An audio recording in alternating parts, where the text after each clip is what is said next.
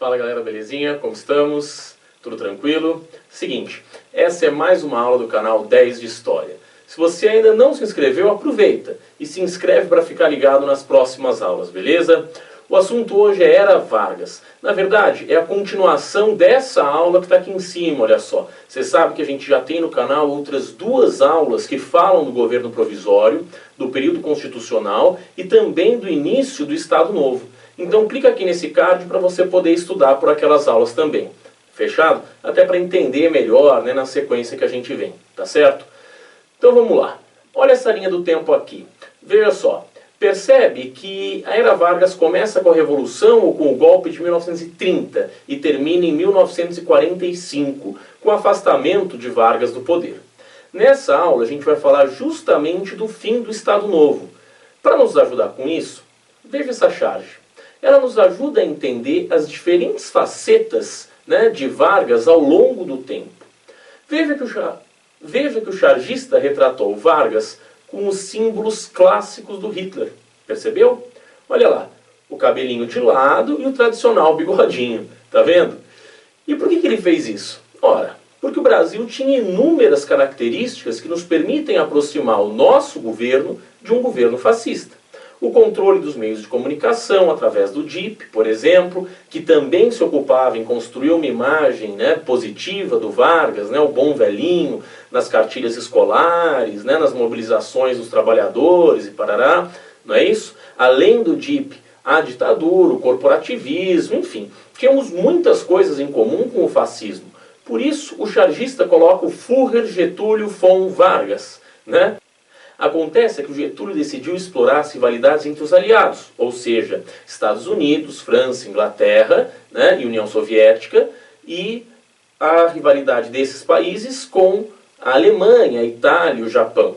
Né? Ele explora a rivalidade do eixo com os aliados. Como assim? Todo mundo sabe que quando se trata de guerra, todo aliado é bem-vindo. E com isso, o Vargas começa então a negociar tanto com os Estados Unidos como com a Alemanha. Qual país traria mais benefícios para o Brasil se Vargas o apoiasse? Entendeu? O que aconteceu se chama barganha. Vargas negociou com os Estados Unidos, que se comprometeram a transferir tecnologia para o Brasil e financiar a construção de uma usina siderúrgica, né, lá em Volta Redonda, a Companhia Siderúrgica Nacional, a CSN. A escolha de Volta Redonda é porque está justamente no eixo Rio-São Paulo, né, local onde se concentra o maior polo industrial do Brasil. Não por acaso, né, a indústria vai para lá e leva, né, quem depende dessa indústria siderúrgica para lá também. Durante o governo Vargas, o forte nacionalismo econômico defendia que o petróleo e a siderurgia, principalmente, ficassem nas mãos dos brasileiros. Daqui a uns anos, o Vargas vai criar a Petrobras, né, lá em 1953, justamente para isso, para garantir que o petróleo vai ser brasileiro. Mas se o nacionalismo econômico de Vargas determinava que o país investisse na indústria nacional, o que mais ele fez, além da CSN? Olha, ele incentivou a substituição de importações, ou seja, incentivou que em lugar da gente importar tudo do exterior, a gente devia produzir aqui os itens industrializados. O que significa isso? Significa reforçar o protecionismo alfandegário e facilitar o crédito para as indústrias. Ah, mas o Brasil entrou na guerra, você estava falando, e aí? Que isso daí foi bom?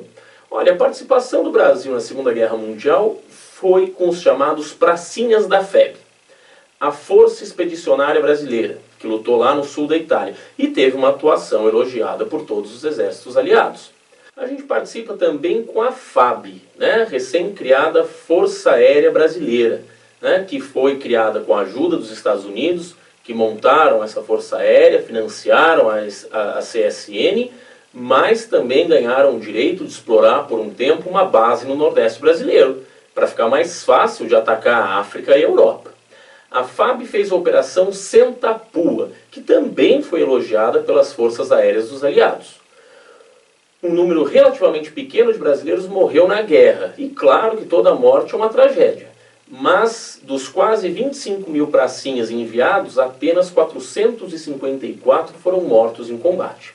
Os que voltaram ajudaram a pressionar o governo pela redemocratização.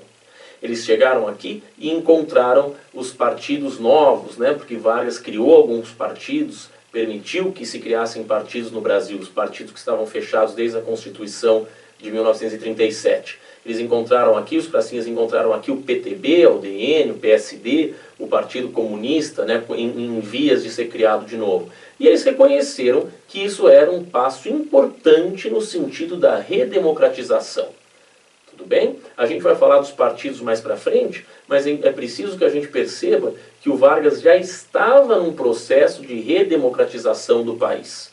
Né? Ele já vinha num processo de desgaste com os governos totalitários antes mesmo de entrar na guerra, e se aproximando cada vez mais dos Estados Unidos. Tudo bem? Vamos lá? Bom, o fim do Estado Novo, então, se deve justamente a isso, a essa contradição do Brasil apoiar os liberais, né, lá na Segunda Guerra Mundial, sendo o Brasil uma ditadura, um Estado autoritário. Desde 1943, há fortes movimentos pela redemocratização do Brasil. A UNE, né, a União Nacional dos Estudantes, o Manifesto dos Mineiros, né, além de alguma pressão dos meios de comunicação. Além disso, a gente tem um terceiro momento da charge. Vamos olhar para essa charge de novo? Olha ela ali. Né? Em que o Getúlio se torna camarada Getúlio Vargas, levantando o braço esquerdo. Né? Olha só. Perceba o seguinte, isso daqui é porque os comunistas do mundo inteiro são pressionados por Moscou, né, pela sede justamente do comunismo, né, a sede da União Soviética, a apoiar os governos de seus países. O que quer dizer? Quer dizer que Vargas vai ter o apoio dos comunistas por conta de um pedido, né, da sede do comunismo. Mas também pelo fato do Vargas ter criado em agosto de 1945 uma lei antitruste. Ou seja, uma lei que tenta dificultar aos americanos a formação de conglomerados econômicos que prejudicassem a economia brasileira. Faz parte daquele nacionalismo econômico você dificultar a ação, né, de grupos internacionais grandes, né, os oligopólios, né, esse que a gente vai chamar de truste. Entendeu? Com isso, o próprio Luiz Carlos Prestes, que acabou de sair da prisão, tem que apoiar o governo do Vargas para atender os interesses de Moscou, que preferia qualquer coisa ao nazismo. Por isso, o chargista coloca Getúlio Vargas como camarada, né, com o nome russo. Tudo bem? Agora, funcionou? Deu certo? Vargas redemocratizou o país? Olha, não funciona exatamente. Vargas vai sair do poder em 1945. Apesar de um movimento queremista, que era feito por operários, né, e principalmente operários que defendiam a continuidade de Getúlio no poder. Agora, Getúlio vai deixar o poder apenas por uma pressão do exército. Né? Quem governa até as eleições é o José Linhares, presidente do Supremo Tribunal Federal. Linhares é quem conduz o país e entrega o cargo para Eurico Gaspar Dutra, que foi, inclusive, ministro de Vargas. Tudo bem? Sobre Vargas é preciso lembrar o forte caráter populista, especialmente no final do seu governo, nos anos 40. Né? Além, é claro, de sua atuação entre 1951 e 1954, que será assunto de outro vídeo. Mas a gente já pode perceber que o governo de Vargas se encaixa nas características do governo do coronel Juan Domingo Perón, da Argentina. Os dois, tanto Vargas como Perón, queriam desenvolver os seus países a partir do nacionalismo econômico, ou seja, com o Estado financiando esse desenvolvimento, né, uma indústria nacional. Ambos queriam fazer concessões parciais à classe trabalhadora para manter o diálogo entre operários e patrões. Perón causou impacto na Argentina, fortalecendo os sindicatos e promovendo mudanças no campo.